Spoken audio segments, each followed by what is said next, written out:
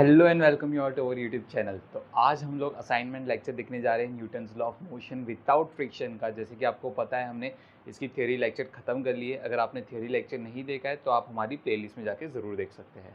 So let's start the lecture without wasting any time. So यहाँ पर ये हमारा पहला क्वेश्चन है। So let me read the question guys. Yeah, so that's the first question. A man of mass 60 kg is standing on a platform of mass 20 kg. With what force F a man pulls on a rope in order to support the platform on which he stands? First sub question. Second question, with what force N does the man press the platform? What is the maximum weight of the platform that the man can support? Okay तो यहाँ पर हमें ये कुछ questions पूछा गया है, तो हम एक एक करके सारे क्वेश्चंस का आंसर फाइंड आउट करेंगे। जैसे कि हमें बताया गया है कि इस मैन का मास जो है वो 60 kg, तो हम लोग यहाँ पर लिख देते हैं the mass of the person is 60 kg and the mass of the platform is 20 kg। तो ऑब्वियसली आपको पता है हमारा सबसे पहला स्टेप क्या होगा, फ्री बॉडी डायग्राम बनाना। तो हम फ्री बॉडी डायग्राम बनाएंगे। सबसे पहले इस पर्सन का बनाएंगे। See this is a person, है ना। ये इसके हाथ में एक रोप है और इसने इस रोप को एफ फोर्स के साथ नीचे खींचा है। तो ऑब्वियसली इसमें जो टेंशन डेवलप होगा वो भी कितना होगा, tension is equals to F. जितनी फोर्स के साथ उसको खींचेगा उतना ही टेंशन डेवलप हो जाएगा। तो हमें समझ में आता है कि यहाँ पर टेंशन जो एफ है उतना डेवलप हो गया है। टेंशन कितना है यहाँ पर, एफ है इस रोप में। तो यहाँ पर टेंशन होगा तो यहाँ पर भी tension T is equals to F develop होगा। इस पुली के लिए ये F नीचे होगा, यहाँ पर इस पुली के लिए ये F नीचे होगा। तो यहाँ पर let's say this is T1, tension T1 develop हो गया। So I will say that T1 is equals to 2F because this pulley is massless pulley.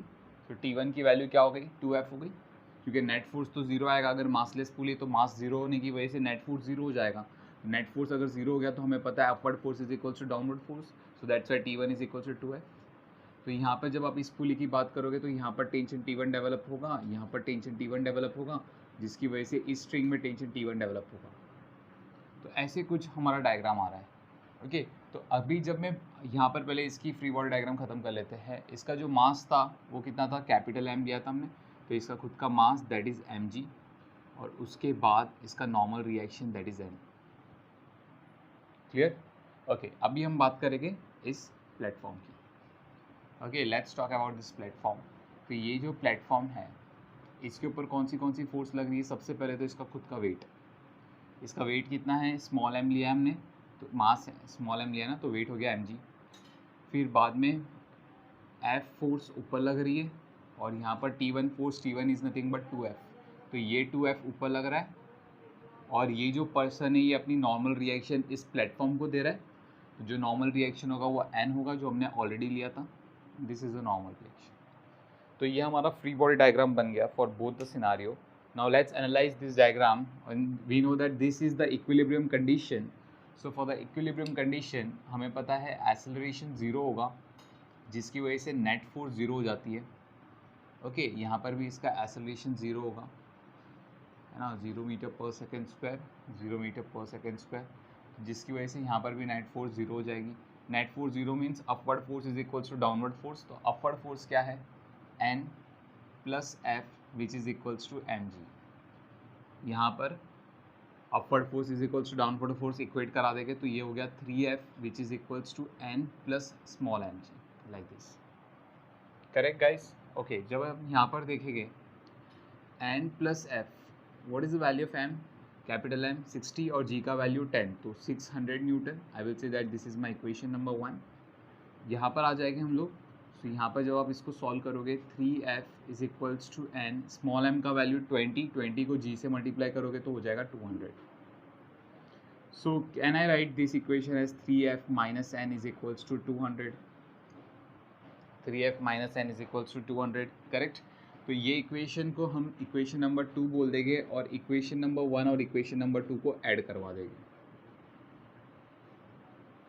So therefore I will write down f plus n is equals to 600 और यहाँ पर हो गया 3f minus n is equals to 200। तो जब मैं add करूँगा n get cancel, 3f plus f comes out to be 4f, 600 plus 200 800। so f का वैल्यू कितना हो गया 200 न्यूटन। सो फोर्स इस पर कितनी लग रही है, 200 न्यूटन की फोर्स लग रही है। मतलब इस पर्सन को 200 न्यूटन का फोर्स लगाना पड़ेगा ताकि ये पूरा कंडीशन इक्विलिब्रियम में रहे, स्टेबल रहे। ठीक है, तो चलो एफ़ का वैल्यू आ गया, एफ़ की यही वैल्यू मैं यहाँ पर पुट करूँगा एन में। तो यहाँ पर एफ़ की इक्वेशन नंबर 1 में पुट करूँगा। So therefore n plus equation number 1 क्या है, n plus f is equal to 600। तो एफ़ की वैल्यू हमें पता है, but f we know that f की वैल्यू कितनी है, 200 न्यूटन। तो यहाँ पर एफ़ की वैल्यू पुट कर देंगे। So N plus 200 is equals to 600। So therefore N का वैल्यू कितना हो गया, 600 minus 200 which is equals to 400 newton. So normal reaction जो उसको लग रही है वो कितनी लग रही है, 400 न्यूटन की नॉर्मल रिएक्शन लग रही है। सही है, तो यहाँ पर हमें फोर्स आ गया, हमें नॉर्मल रिएक्शन आ गया। हमें तीसरा चीज़ क्या फाइंड आउट करना है कि मैक्सिमम इस प्लेटफॉर्म का कितना मास होना चाहिए जो ये पर्सन उसको हैंडल कर सके। मैक्सिमम कितना मास होना चाहिए जिसके वजह से ये पर्सन उसको हैंडल कर सके। So we need to find out the maximum value of small m. हमें क्या फाइंड आउट करना है, the maximum value of small m. ठीक है, तो class now listen it carefully.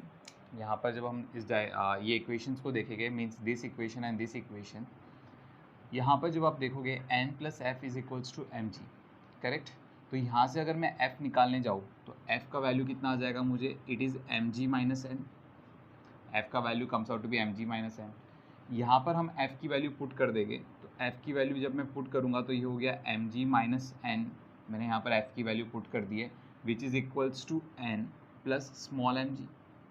सही है, ब्रैकेट्स ओपन करूँगा। So it is 3mg minus 3n is equals to n plus mg। इस n को लेफ्ट हैंड साइड लेके आओ। So 3mg minus 4n which is equals to mg। सही है, आपको ये m मैक्सिमम चाहिए। आपको इस n को अगर मैक्सिमम बनाना है, देखो क्लास हमें पता है ये जो मास ऑफ अ पर्सन है वो चेंज नहीं होने वाला, वो कांस्टेंट है, g भी चेंज नहीं होगा। अगर आपको इस m को मैक्सिमम बनाना है तो नॉर्मल रिएक्शन को, सीधी सी बात है, ये इक्वेशन में नॉर्मल रिएक्शन को आपको क्या बनाना पड़ेगा, मिनिमम बनाना पड़ेगा। अगर आपको ये m मैक्सिमम बनाना है तो नॉर्मल रिएक्शन क्या होनी चाहिए, मिनिमम होनी चाहिए, क्योंकि यहाँ पर सब्ट्रैक्शन साइन है, करेक्ट। तो नॉर्मल रिएक्शन जितना कम होगा उतना ही इन दोनों को सब्ट्रैक्ट करने पे जो वैल्यू आएगी वो उतनी मैक्सिमम होगी। जैसे कि मैं आपको एग्जांपल देता हूँ, चलो मतलब मान लो ये नंबर, इसको सॉल्व करके हमें कुछ आ रहा है 4 और इसको सॉल्व करके हमें कुछ आ रहा है 2, तो 4 माइनस 2 करोगे तो 2 हो जाएगा। लेकिन अभी ये और भी कम होता है, मतलब 2 से भी कम होता है, जैसे कि मतलब मान लो 0 होता तो हमारा आंसर आता 4। देखो मैक्सिमम वैल्यू आ गया एज कम्पेयर टू दिस, है ना। तो n की सबसे कम वैल्यू हम लोग को चाहिए, n की लीस्ट वैल्यू हमारी क्या होगी, नॉर्मल रिएक्शन सबसे कम से कम क्या हो सकता है, नॉर्मल रिएक्शन सबसे कम क्या हो सकता है, 0। तो हमने मान लिया कि नॉर्मल रिएक्शन 0 है हमारी। तो नॉर्मल रिएक्शन अगर 0 हो जाएगी तो m g is equals to 3mg, g n g get cancel, तो मास कितना हो गया 3m। What is the value of m, 60 kg। So 3 into 60 is equals to 180 kg। अगर प्लेटफॉर्म 180 kg का होता तब प्लेटफॉर्म 180 kg के प्लेटफॉर्म को भी ये क्या कर सकता था, होल्ड कर सकता था। लेकिन अगर प्लेटफॉर्म का मास उससे ज़्यादा हो जाता तो ये होल्ड नहीं कर पाता फिर। तो अभी हमें प्लेटफॉर्म का मास मिल गया है, हमें फाइंड आउट करना है the weight of the platform. तो वेट ऑफ द प्लेटफॉर्म कितना हो जाएगा, 180 इंटू 10, तो ये हो गया 1800 न्यूटन। 1800 न्यूटन की वेट ये पर्सन क्या कर सकता है, होल्ड कर सकता है उस प्लेटफॉर्म पे। ओके, अगर इससे ज़्यादा वेट हो जाता है तो वो पर्सन होल्ड नहीं कर पाएगा। ठीक है, so please class let's move to the next question. So question is, let me read the question.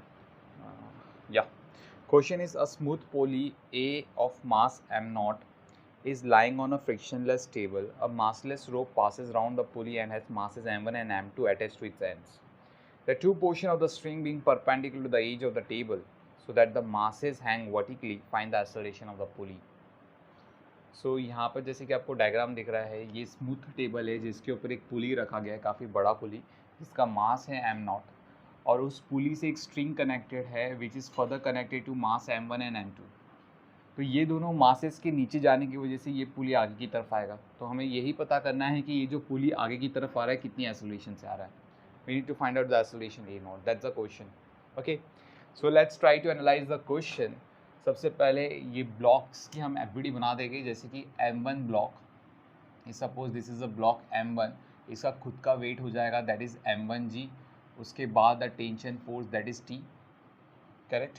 और ये ब्लॉक नीचे आ रहा होगा विद एन एक्सेलरेशन a1, ये ब्लॉक नीचे आ रहा होगा विद एन एक्सेलरेशन a1। चलो very good, next we will talk about the block number 2। whose mass is m2, तो ये ब्लॉक नंबर 2 जिसका मास m2 है, जिसकी वजह से वेट इसका हो गया m2g and tension T, and this block is also moving in the downward direction with an acceleration a2. Fantastic. Let's talk about now this pulley. तो जब मैं इस पुली की बात करूँगा, suppose if this is a pulley है ना, इसका खुद का वेट हो जाएगा इन द डाउनवर्ड डायरेक्शन m0g, लेकिन ये जो टेबल है इसको नॉर्मल रिएक्शन प्रोवाइड करेगा n in the upper direction. इस पुली पर टेंशन है यहाँ पर T और यहाँ पर भी टेंशन है T, correct. So this are the two tensions and this pulley is moving in this direction with an acceleration a0. Clear? Okay guys, अभी यहाँ पर कुछ नहीं करना है, हमें न्यूटन्स की सेकेंड लॉ ऑफ मोशन लगा देना है, हमारा काम हो जाएगा. Now see here m1g minus t, this is my net force which is nothing but m1 a1. So therefore t का वैल्यू क्या हो गया, m1g minus m1 a1. So that is the value of t. यहाँ पर भी हम Newton's की लॉ लगा देंगे, second law, net force m2g minus t which is equals to m2 a2, correct. तो यहाँ पर जब आप देखोगे, so t is equals to m2g minus m2 a2. Left hand sides are equal means right hand sides are also equal, so therefore m1g minus m1 a1 is equals to m2g minus m2 a2.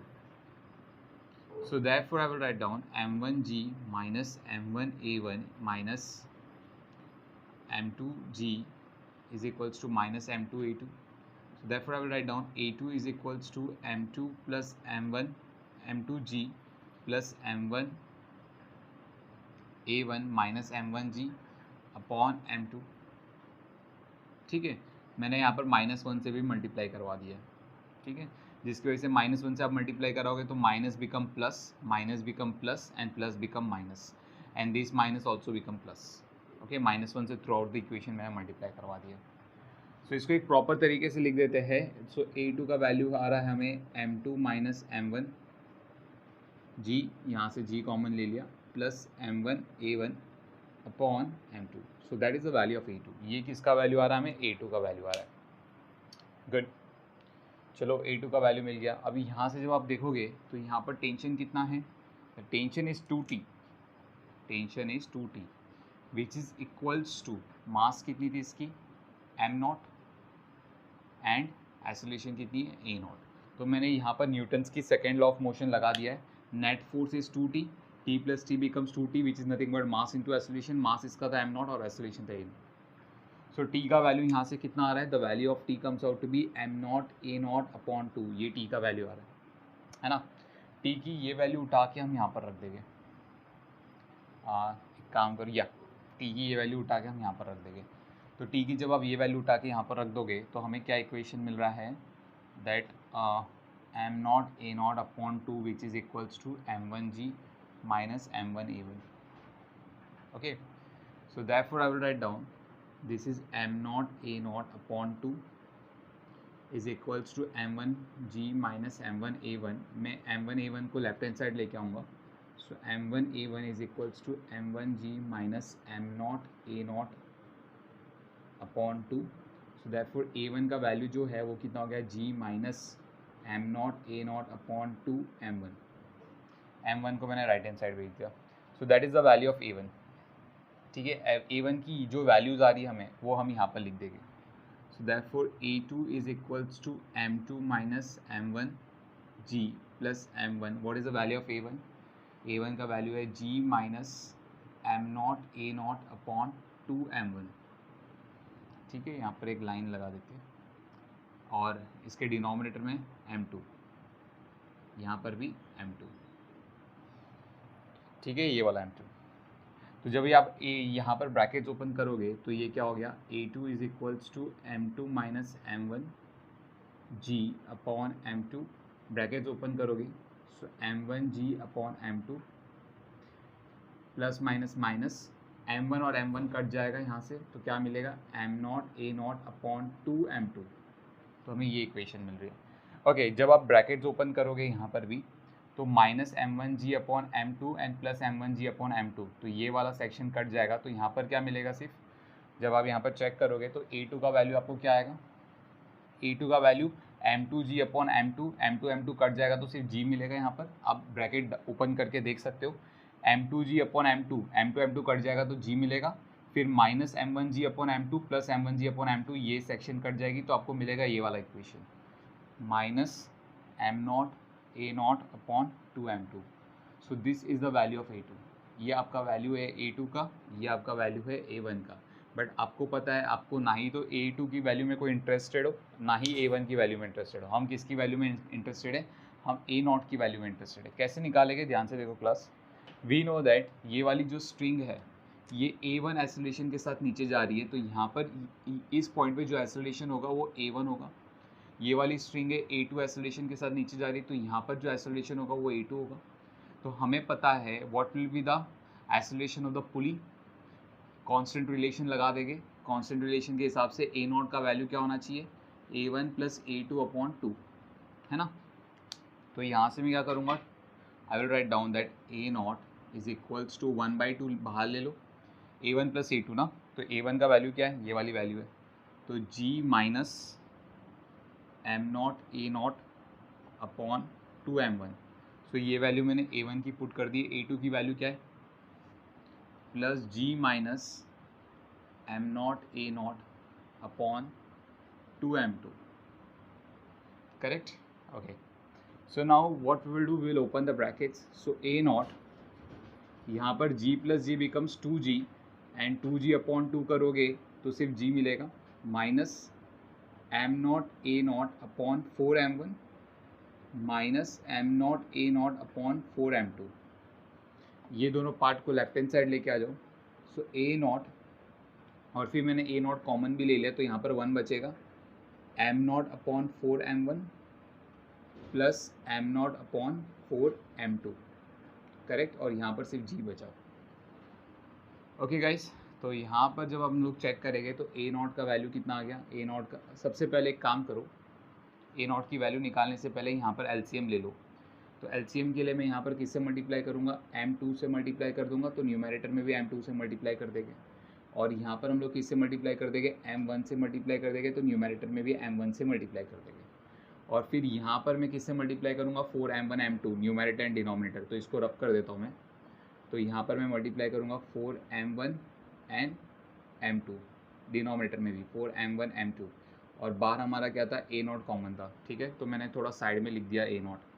Okay, तो अभी हम क्या करेंगे? सबको right hand side भेजेंगे और फिर final answer बनाएंगे. तो a0 का वैल्यू क्या हो जाएगा? 4m1 m2 right hand side चले जाएगा, तो ये हो गया 4m1 m2g, है ना. और डिनोमिनेटर में क्या आ गया? In the denominator 4m1 m2. So 4m1 m2 plus m2 m0 plus m2 m0 and plus m1 m0. तो प्लस यहाँ पर plus m1 m0. So that is your answer. Okay, तो मैं यहाँ पर फाइनल लिख देता हूँ answer. a0 is equals to 4m1 m2g upon 4m1 m2 plus m2 m0 plus m1 m0. So with this acceleration this pulley will move. So please copy down this. Okay class, it's time for the next numericals. Okay, so चलो मैं question पढ़ लेता हूँ. Figure shows a block of mass m1 sliding on a block of mass m2 with m1 is greater than m2. Find the acceleration of each block, tension in the string, force exerted by m1 on m2, force exerted by m2 on the incline. मतलब बहुत काम करना है इस question पे. 4 चीज़ें पता करनी है हमें. Acceleration of each block, tension, normal reaction between 1 and 2, normal reaction between 2 and the incline. Okay, और यहाँ पर बोला गया m1 is greater than m2. अगर m1 m2 से बड़ा है तो ऑब्वियसली m1 वाली ब्लॉक नीचे आएगी और m2 वाली ब्लॉक ऊपर जाएगी. तो इनकी मूवमेंट कुछ ऐसे होगी, लाइक दिस. इनकी मूवमेंट कुछ ऐसे होने वाली. ठीक है, तो आई होप आपको अज्यूम हो चुका होगा. So let's make a free body diagram. So सबसे पहले m1 की फ्री बॉडी डायग्राम बनाएंगे. So this is a block m1. इसका खुद का वेट हो जाएगा, that is in the downward direction. This is m1g. उसके बाद the normal reaction, that is n12, normal reaction between the first block and the second block. उसके बाद the tension T in the string. Clear? तो ये सारी forces लग रही है इसके ऊपर. Okay, let's talk about the next part now, means block number 2. So when you see the block number 2, this is a block number 2. कौन सी forces लग रही है? एक तो इसका खुद का वेट, m2g, एक इसके ऊपर लग रहा है टेंशन T और दूसरा इसके ऊपर लग रहा है normal reaction between second and incline, second block और इंक्लाइन के बीच में जो नॉर्मल रिएक्शन लग रहा है, और उसके बाद फर्स्ट ब्लॉक भी तो उसको नॉर्मल रिएक्शन देगा ना N12 का, तो ये फर्स्ट ब्लॉक का normal reaction that is N12। तो ये सारी चीज़ें हो रही है यहाँ पर। नाउ वी नो दैट जितनी एक्सेलरेशन के साथ ब्लॉक M1 नीचे आएगा उतनी ही एक्सेलरेशन के साथ ब्लॉक M2 ऊपर आएगा, because they are connected with a single string.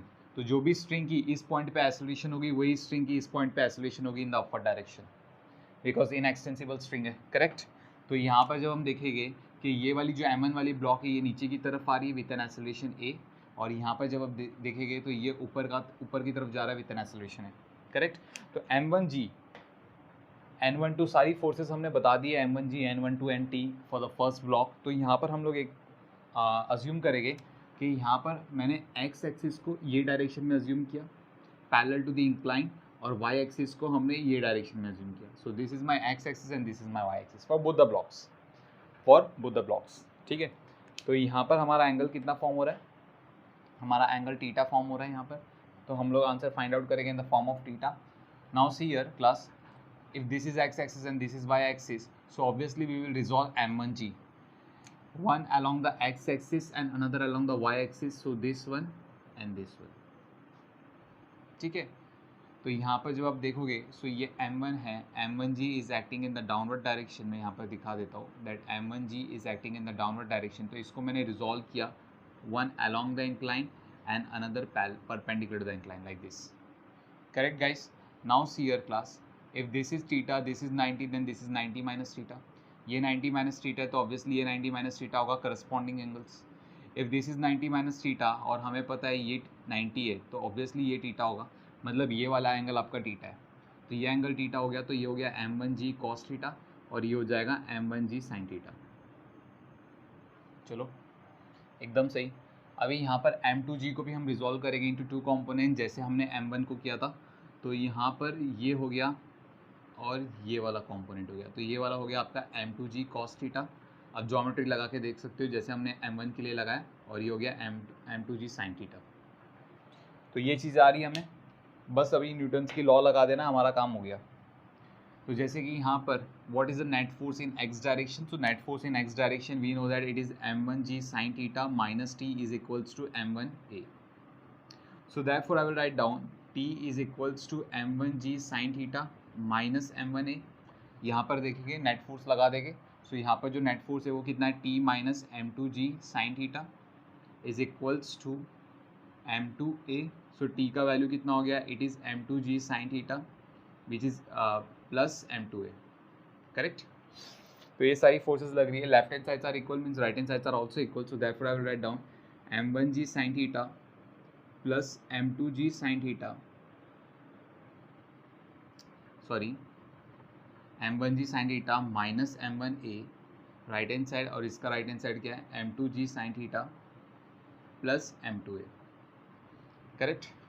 So M2G sin theta को हम लोग क्या करेंगे, लेफ्ट हैंड साइड भेजेंगे, so M1G sin theta minus M2G sin theta which is equals to M1 plus M2, और मैंने A कॉमन ले लिया, so therefore acceleration comes out to be, acceleration क्या आ रहा है M1 माइनस M2 में यहाँ पर, और G sin थीटा मैंने कॉमन ले लिया upon M1 plus M2, so that is the acceleration of the system,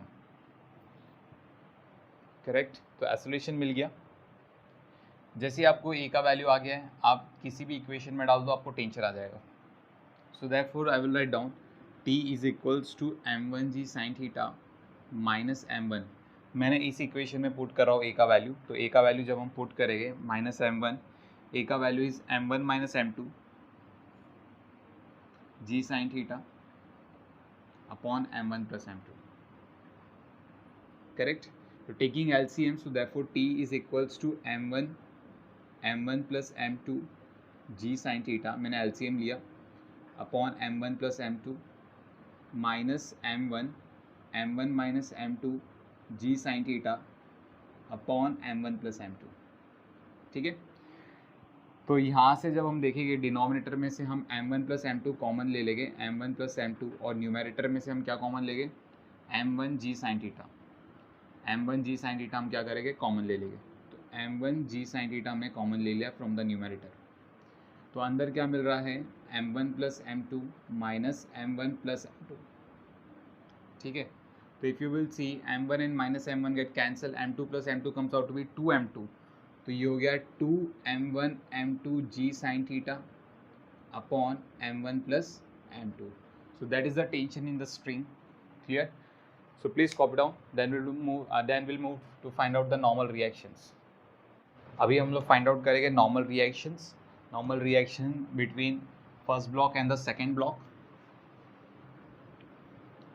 So let's talk about the normal reaction between the first block and the second block. Newton's second law of motion लगा देंगे on the y axis. जैसे कि हमें पता है Y axis पे acceleration zero होगी, तो नेट फोर्स क्या हो जाएगा, जीरो हो जाएगा। नेट फोर्स जीरो होने की वजह से हमें पता चल जाएगा the force which is on the positive y axis and the force which is on the negative y axis are equal, right. So what is the force on the positive y axis, it is n12, and what is the force on the negative y axis, it is m1g cos theta. तो ये आपका पहला answer, ठीक है। Now let's talk about the next part. यहाँ पर भी हमें पता है acceleration on the y axis is zero, तो यहाँ पर acceleration on the y axis zero हो जाएगा, तो net force on the y axis comes out to be zero, जिसकी वजह से हमें पता है the force on the positive y axis and the force on the negative y axis will remain same, correct. तो यहाँ पर हो जाएगा normal reaction of 2 with incline is equals to n12 plus m2g cos theta. Upward force is equals to downward force, तो n12 का value कितना है, m1g cos theta, so m1g cos theta plus m2g cos theta, जहाँ पर g cos theta हम common ले लेंगे, तो ये हो गया m1 plus m2 g cos theta. So that is the answer, second answer. So इस तरीके से हमने सारे आंसर कैलकुलेट कर लिए। So please note down this, then will move to the next question. So let's start this numerical, how to analyse this part. सबसे पहला काम होगा हमारा FBD बनाना, लेकिन FBD बनाने से पहले हमें फाइंड आउट करना पड़ेगा what is the relation between the acceleration of first block, second block and the third block. तो हम लोग मान के चलते हैं कि that acceleration of the first block is towards right with an acceleration a1, acceleration of the third block is towards left with an acceleration a3, and acceleration of block this second block is in the downward direction with an acceleration a2, or you can write down this is the acceleration of second block with respect to third block, ठीक है, acceleration of second block with respect to third block, correct, okay fine. तो सबसे पहले हम लोग यही चीज़ find out करेंगे what is the relation between them. तो यहाँ पर जब हम देखेंगे, ध्यान से देखो क्लास जो मैं करने वाला हूँ, जैसे कि मतलब मान लिया मैंने ये वाली जो स्ट्रिंग है, इस स्ट्रिंग की जो लेंथ है, let's say this length of the string is L1 बोल सकते हो, और यहाँ पर ये वाली स्ट्रिंग की जो लेंथ है वो L2 है। तो जब आप देखोगे यहाँ पर सिस्टम रिलीज़ होगा, ये ब्लॉक नीचे आएगा, तो ऑब्वियसली L2 जो लेंथ होगी स्ट्रिंग की वो क्या हो जाएगी, इंक्रीज़ हो जाएगी। और यहाँ पर जो लेंथ है L1, अब क्योंकि ये जो वेज है ये लेफ़्ट की तरफ आ रहा है, तो L1 की वैल्यू डिक्रीज़ होगी, तो हमें पता है ये लेंथ डिक्रीज़ हो रही है और ये लेंथ क्या हो रही है, इंक्रीज़ हो रही है, करेक्ट। तो जब आप यहाँ पर देखोगे class, if you look at this side, यहाँ पर जब आप देखोगे तो ये यहाँ पर इस स्ट्रिंग की एक्सेलरेशन क्या, इस पॉइंट की एक्सेलरेशन क्या होगी, राइट की तरफ, दैट इज़ a1, और इस पॉइंट की एक्सेलरेशन क्या होगी, लेफ़्ट की तरफ, दैट इज़ a2, करेक्ट। तो जब आप a1 को देखोगे तो a1 क्या करेगा, स्ट्रिंग की लेंथ डिक्रीज करने की कोशिश करेगा, सो माइनस a1 लिखूंगा। और जब आप a2 को देखोगे तो वो भी क्या करेगा, स्ट्रिंग की लेंथ डिक्रीज करने की कोशिश करेगा, सो ये हो गया माइनस a2, है ना। फिर आप जब ये पॉइंट पे देखोगे तो ये पॉइंट पे देखो, ये पॉइंट पे क्या हो रहा है, स्ट्रिंग की लेंथ इंक्रीज हो रही है, so I will write down a3, not a3 sorry, यहाँ पर मैं लिख दूंगा this is a2 with respect to 3। अच्छा ये a3 होगा, it is coming with an acceleration a3, ठीक है। ये कितनी एक्सेलरेशन के साथ आ रहा है, a3, तो मैं यहाँ पर a2 की जगह a3 लिख दूंगा, ठीक है। और यहाँ पर मैं क्या लिख दूंगा, that acceleration of the second block with respect to 3, इतने से क्या हो रही है, स्ट्रिंग की लेंथ इंक्रीज हो रही है, करेक्ट। तो यहाँ पर मैं लिख दूंगा दैट ये क्या कर रहा है, उसकी लेंथ इंक्रीज कर रहा है, तो उसके लिए प्लस साइन आ जाएगा, acceleration of second block with respect to third is equals to 0। So therefore I will write down acceleration of second block with respect to third is equals to a1 plus a3. So हमें ये relation मिल गया between the acceleration. I hope you got it, ठीक है। तो यहाँ पर हमने क्या किया, ये एंगल 37 डिग्री ले लिया। अभी इस ट्राइंगल की बात करो, इस ट्राइंगल में if I ask you tell me what is cos 37, cos 37 is adjacent upon hypotenuse, what is adjacent 2 metre and hypotenuse नहीं पता, let's say hypotenuse is x, तो therefore cos 37 का वैल्यू कितना होता है 4/5 विच इज इक्वल्स टू 2/x, 1 ज़ा 2 ज़ा, तो ये हो गया x is equals to 5/2, x का वैल्यू कितना आ गया 5/2, मतलब इस ब्लॉक को कितनी लेंथ कवर करनी है 5/2 लेंथ कवर करनी है with respect to the wedge, है ना। So I will write down that this is the displacement of second block with respect to wedge, that is 5/2, इसको साइड में रखेंगे हम 5/2 मीटर, इसको साइड में रखो, ठीक है। अभी हम बात करेंगे यहाँ पर इनकी एफबीडी की, जैसे कि ये ब्लॉक M1 है, इसकी एफबीडी बनाएंगे सबसे पहले, इसका खुद का वेट दैट इज M1G, उसके बाद normal reaction that is N, और इसके बाद tension T in the right direction and this block is moving in the right direction with an acceleration A1. Okay, next we will talk about the block number 2. तो block number 2 को जब आप देखोगे that this is the block number 2, जिसका खुद का wait that is M2G, उसके बाद नॉर्मल रिएक्शन N2 ले लो, और उसके बाद there is a tension T in the string, so this is a tension T in the string, तो ये सारी फोर्सेस लग रही है। उसके बाद हम वेज की बात करेंगे, तो फॉर द वेज सबसे पहले इसका खुद का वेट दैट इज M3G, ये नॉर्मल रिएक्शन प्रोवाइड कर रहा है दैट इज N3, करेक्ट। उसके बाद पुली पे इफ़ यू विल सी पुली पे एक्सेलरेशन है इन द लेफ्ट डायरेक्शन, है ना, तो मतलब यहाँ पर टेंशन होगा T, ठीक है, और यहाँ पर भी टेंशन होगा T, और ये जो सेकेंड ब्लॉक है ये इसके ऊपर क्या करेगा, एक नॉर्मल रिएक्शन देगा। सेकेंड ब्लॉक की नॉर्मल रिएक्शन कितनी होगी, N2 होगी। ओके, आई होप हमने सारे फोर्सेस बना लिए हैं, कोई फोर्सेस रह नहीं गया है, ठीक है। Okay, so let's analyse them one by one. तो सबसे पहले हम इसकी बात करेंगे, फर्स्ट ब्लॉक की बात करेंगे, जिससे हमें मालूम पड़ जाएगा that tension net force in x direction T is equals to what, mass कितना है इसका M1, तो हम लोग लिख देंगे mass into acceleration that is M1A1। Okay, यहाँ पर जब हम बात करेंगे that this block is moving in the downward direction, तो यहाँ पर हमें M2G को रिजॉल्व करना पड़ेगा, क्योंकि मैंने इसको x एक्सिस माना है और इसको मैंने y एक्सिस माना है, ठीक है। तो M2G को हम रिजॉल्व करेंगे, देखो कैसे रिजॉल्व करेंगे। यहाँ पर if this angle is 37, so this part is your M2G cos 37, आप ज्योमेट्री लगा के देख सकते हो, M2G cos 37 and this part is M2G sin 37, correct. तो यहाँ पर if this is moving with an acceleration, ये जो ब्लॉक है ये नीचे की तरफ कितनी एक्सेलरेशन के साथ जा रहा है, acceleration of 2 with respect to 3, तो acceleration of 2 with respect to 3, correct. तो यहाँ पर मैं लिखूंगा that therefore M2G sin 37 minus T is equals to M2 and acceleration कितना है, acceleration of second block with respect to 3। तो यहाँ पर जब आप देखोगे तो टेंशन कितना हो गया, it is M2G sin 37 minus M2 acceleration of 2 with respect to 3, so that is the value of tension, correct, good। तो यहाँ पर आ जाते हैं, अभी नेक्स्ट वेज पे आ जाते हैं। इस T को मैं रिजॉल्व करूँगा into two components, one is in this direction and another is in this direction, है ना। तो यहाँ पर ये जो T है, वी नो दैट यहाँ पर एंगल 37 डिग्री बन रहा है, तो यहाँ पर 37 हो जाएगा due to the alternate angle test, तो ये हो गया T cos 37 और ये वाला पार्ट हो गया T sin 37। मैं यहाँ पर लिख नहीं रहा हूँ क्योंकि उसकी ज़रूरत नहीं है हमें, तो यहाँ पर डायग्राम खराब हो जाएगा, इसके लिए मैं लिख नहीं रहा हूँ, ओके। और यहाँ पर N2 को भी रिजॉल्व करेंगे, N2 is resolve into two components like this, okay. तो यहाँ पर जब मैं बात करूँगा N2 की, so if you will see here from here, जैसे कि यहाँ पर हमें पता है ये 90 डिग्री बनता है यहाँ पर, है ना। तो जैसे आपने इसको एक्सटेंड किया, if this is 37, let's say this is theta, 37 को टीटा ले लो, तो ये 90 है, तो ये 90 माइनस टीटा हो जाएगा, जिसकी वजह से ये 90 माइनस टीटा हो जाएगा alternate angle. If this is 90 minus theta then this is theta, theta हमने क्या लिया था 37 लिया था, तो ये 37 है, तो ये हो गया N2 cos 37 और ये हो गया आपका N2 sin 37। Clear guys, okay.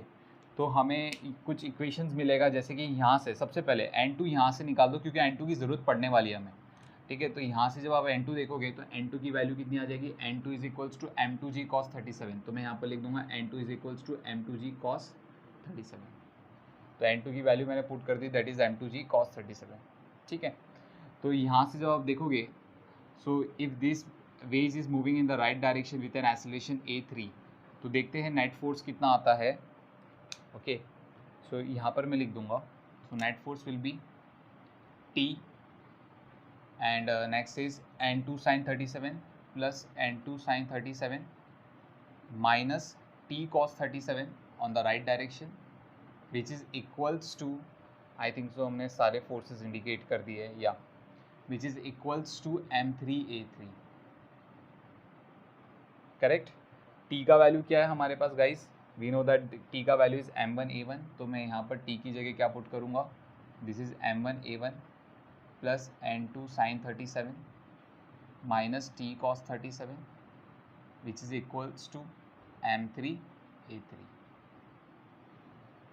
तो ये इक्वेशन आ रहा है, और n2 का वैल्यू क्या है, m2g cos 37, n2 की वैल्यू भी पुट करेंगे, सो m1a1 प्लस n2 की value m2g cos 37, m2g cos 37 and sin 37 this value, and t1 का value is m1a1, we know that t का value is what, m1a1 cos 37 which is equals to m3a3।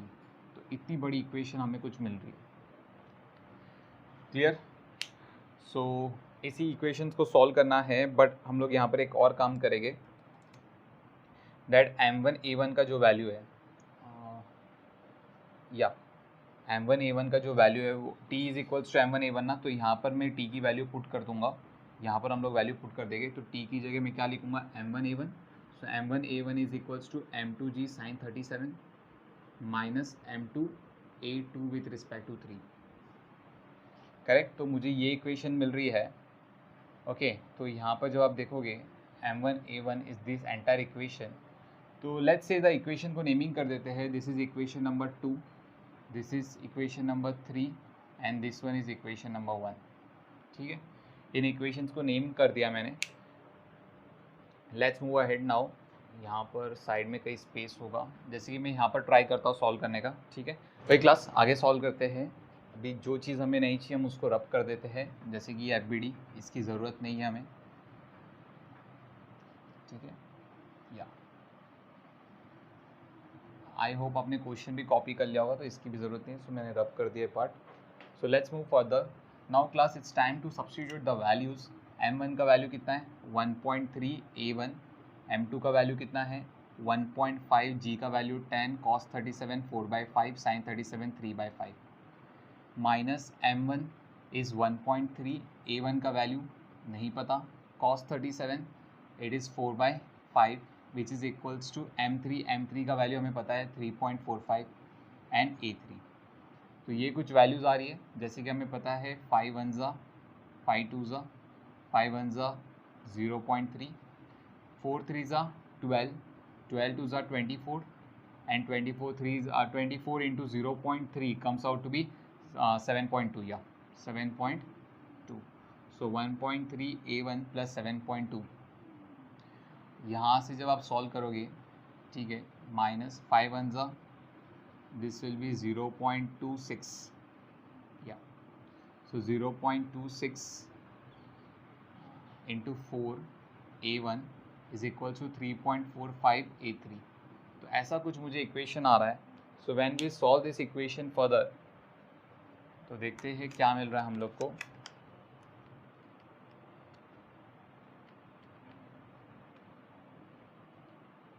Okay, so this will comes out to be 7.2 plus 0.26 a1, okay, which is equals to 3.45 a3, ठीक है। मैंने इन दोनों को solve कर लिया है, okay, let me सी, या करेक्ट आंसर। सो दैटफॉर ये हमें कुछ इक्वेशन आ रहा है, so this is the value of, let's say हम a1 फाइंड आउट करेंगे in terms of a3, so that for I will write down 3.45 a3 minus 7.2, this is the value of 0.26 a1, तो a1 का value कितना हो गया 3.45 a3 minus 7.2 upon 0.26, and यहाँ पर भी 0.26, तो इससे डिवाइड कर देंगे and we will see what is the value. So 3.45 divide by 0.26 comes out to be 13.27, ठीक है। तो ये आ रहा है 13.27 a3, और यहाँ पर 7.2 divided by 0.26 comes out to be 27.7. ठीक है, तो ये वैल्यू मिला. Now if you will see this equation, ये वाली इक्वेशन में भी हम वैल्यूज पुट अप कर देंगे, तो मुझे ये तो वैल्यू आ गई A1 की, correct, in terms of A3. Now come back to this equation. इस इक्वेशन में आ जाओ. M1 का वैल्यू कितना है 1.3, तो मैं यहाँ पर पुट करूँगा 1.3 A1 which is equals to M2G. M2 का वैल्यू कितना है 1.5, सो 1.5, G का value 10 sin 37 3/5 minus M2 is again 1.5, A2 with respect to 3. ठीक है, थोड़ा सा बड़ा जा रहा है sum. 5 2 10, okay. 1.5 into 2 it's 3 into 3 comes out to be 9, so 9 minus 1.5 acceleration of 2 with respect to 3, and this is 1.3 A1. चलो, नाइस, ये पार्ट हमने सॉल्व कर दिया है. आगे बढ़ते हैं. A1 का वैल्यू क्या है? A1 की वैल्यू यहाँ पर पुट करेंगे, सो देयरफॉर 1.3 A1 का वैल्यू 13.27 A3 माइनस 27.7, करेक्ट. ये वैल्यू A1 की मैंने यहाँ पर पुट कर दी है, which is equals to 9 minus 1.5 A2 with respect to 3. तो मुझे ये कुछ वैल्यू आ रही है. If you will solve this equation, तो देखते क्या मिल रहा है.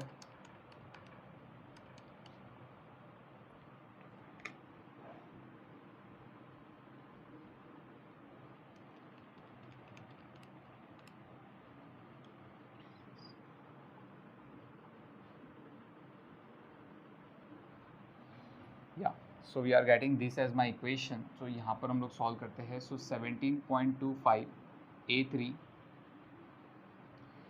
Okay, which is equals to 17.25 ना. एक काम करते हैं, माइनस 36, जस्ट मिनट ना, 9 को यहाँ पर भेज दो. So minus 36 minus 9 comes out to be minus 45, which is equals to minus 1.5 acceleration of 2 with respect to 3. तो हम इसको इसको लेफ्ट हैंड साइड में भेज देंगे 1.5 को. So acceleration of 2 with respect to 3 comes out to be 45 upon 1.5 and minus 17.25 upon 1.5 A3. ठीक है, तो ये वैल्यू आ रहा है मुझे. So it comes out to be 30 minus 17.25 divide by 1.5, so it comes out to be 11.5. So 11.5 A3. So this is the acceleration of 2 with respect to 3. अब जैसे कि हमें पता है acceleration of 2 with respect to 3 हमें क्या आ रहा था? It is nothing but acceleration of 1 plus acceleration of 3. What is the acceleration of 1? 13.27 A3 minus 27.7 plus acceleration of 3, this one. And what is the value of A2 with respect to 3? It is 30 minus 11.5 A3. 30 minus 11.5 A3. So when you solve this equation, 13.27 plus A3 becomes 14.27 A3 और 11.5 A3 right hand side आ गया, तो 11.5 A3. ठीक है, इसको आपने right hand side भेज दिया. माइनस 27.7 लेफ्ट हैंड साइड आ गया, तो 30 प्लस 27.7, तो 30 plus 27.7 comes out to be 57.7, which is equals to 14.27 plus 11.5, 25.77. So 25.77 A3.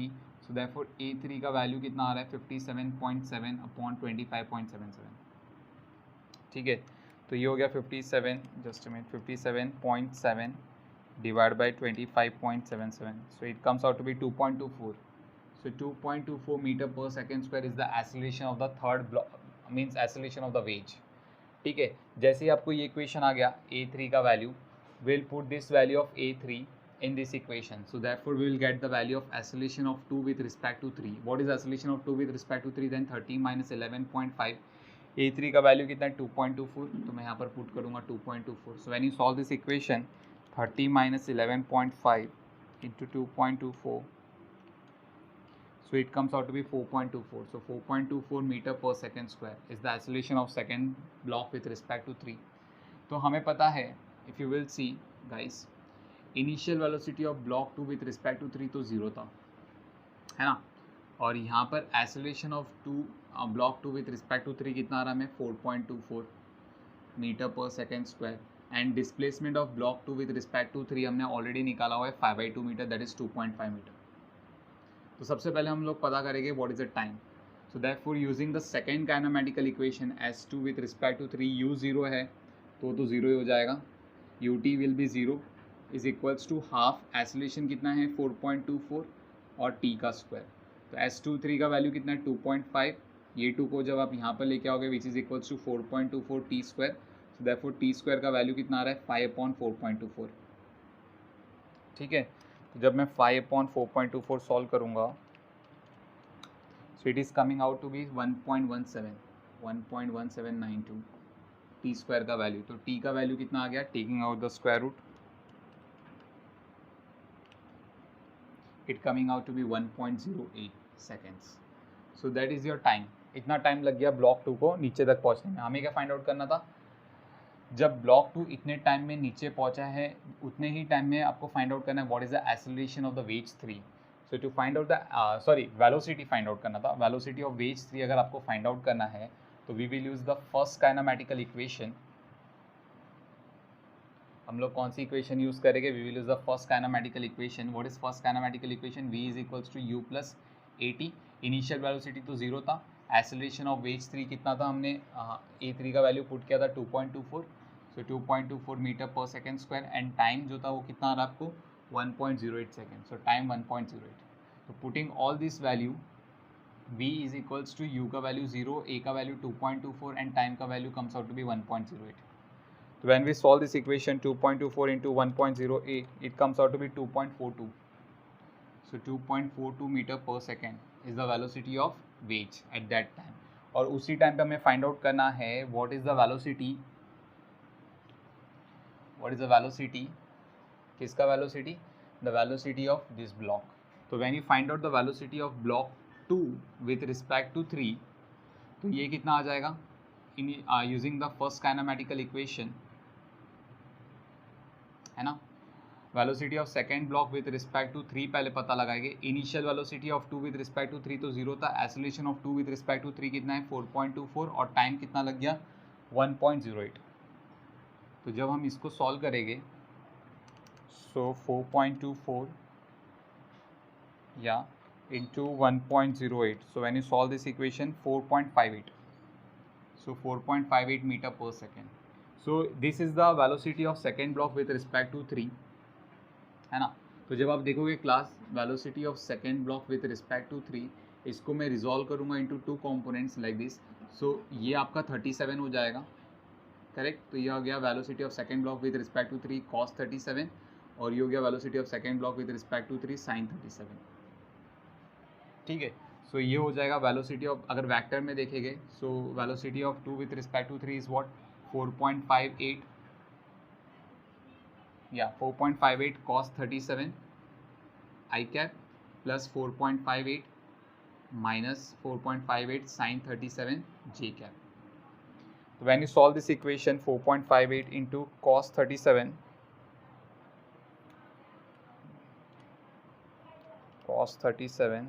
so it comes out to be 3.66, मैं राउंड ऑफ कर रहा हूँ, ओके। और यहाँ पर जब आप देखोगे 4.58 into sin 37, so it comes out to be 2.76, so 2.76 g cap, okay।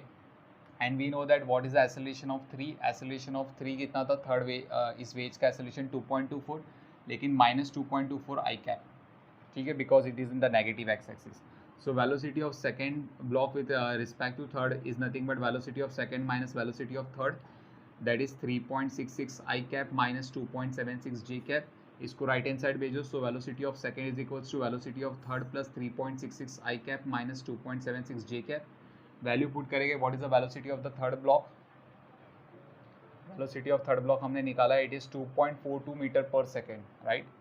So velocity of third block is 2.42, so I will write down minus 2.42 I cap because it is in the left direction plus 3.66 I cap minus 2.76 j cap। सो इन दोनों को subtract करेंगे, सो 3.66 minus 2.42 तो ये आ गया 1.24, सो ये हो गया 1.24 I cap minus 2.76 j cap। So this is the velocity of second block. इसकी मैग्नीट्यूड अगर फाइंड आउट करना है तो स्क्वायर रूट ऑफ 1.24 का स्क्वायर प्लस 2.76 का स्क्वायर, ठीक है। सो 1.24 का स्क्वायर प्लस 2.76 का स्क्वायर और फिर उनका square root, So it comes out to be 3 something, 3 meter per second. Okay, so in this way we have to solve this. बड़ा numerical था, but it's very interesting.